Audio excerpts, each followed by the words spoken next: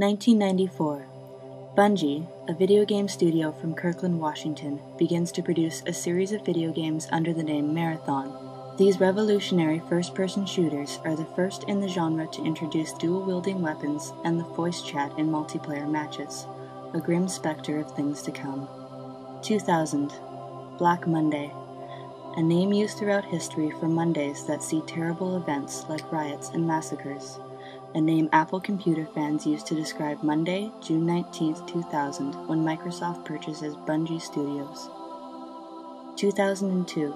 Bungie and Microsoft Game Studios release Halo: Combat Evolved and cement their place in history.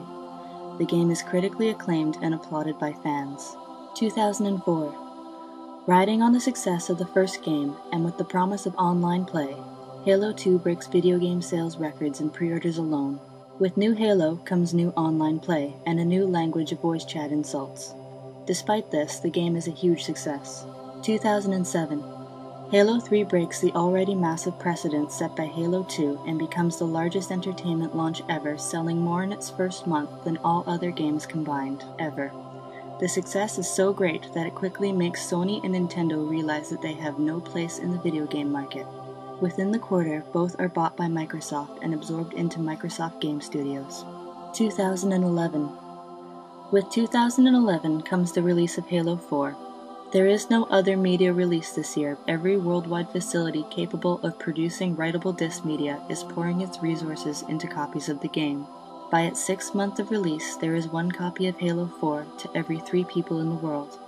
The individually numbered special edition of the game is hand-delivered to the customer's house by a man dressed as a Spartan, whom the customer then gets to keep.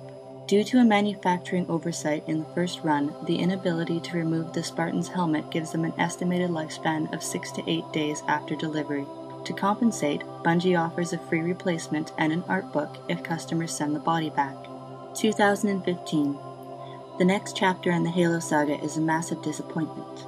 Farmed out to Microsoft Game Studios' Nintendo branch, the cel-shaded Halo 5 Master Chief and Friends Superstar Adventures in Dreamland has such a lengthy introductory cutscene nobody starts playing the actual game before Halo 6 is rushed out for release less than a year later.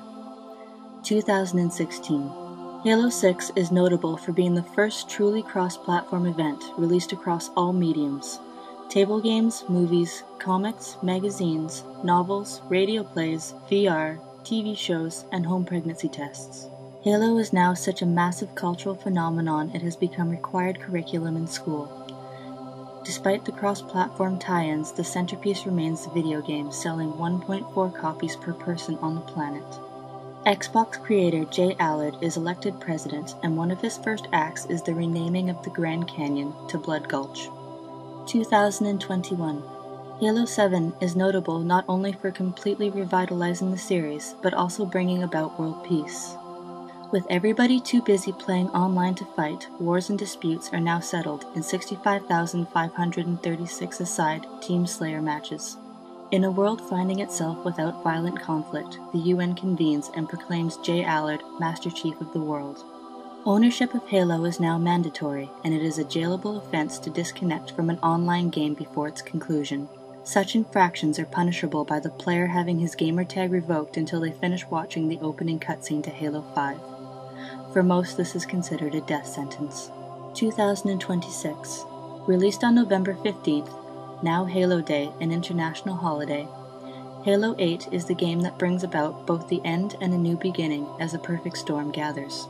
Economically, the worldwide money system can't handle the population trading in its copies of Halo 7 to buy Halo 8. Only when the smoke of launch day clears is it discovered that no money has actually changed hands. Global birth rate, which had been steadily declining since Halo 3, now reached critical levels. There are no longer enough people of working age to support an increasingly aging and sedentary populace. Finally, with the new Xbox requiring as much power as a space shuttle launch, a worldwide blackout follows the same day. Without Halo, society descends into chaos.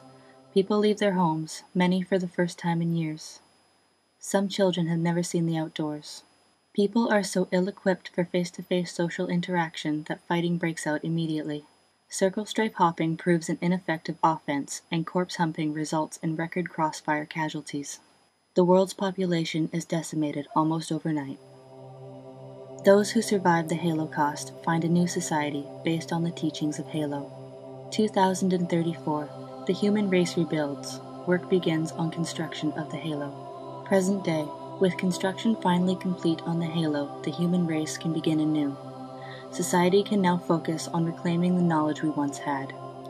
Even now, work is beginning on new video game technologies, skills previously lost. Recently, the first post-Halo game was released, and is a great sign of hope for the future of gaming.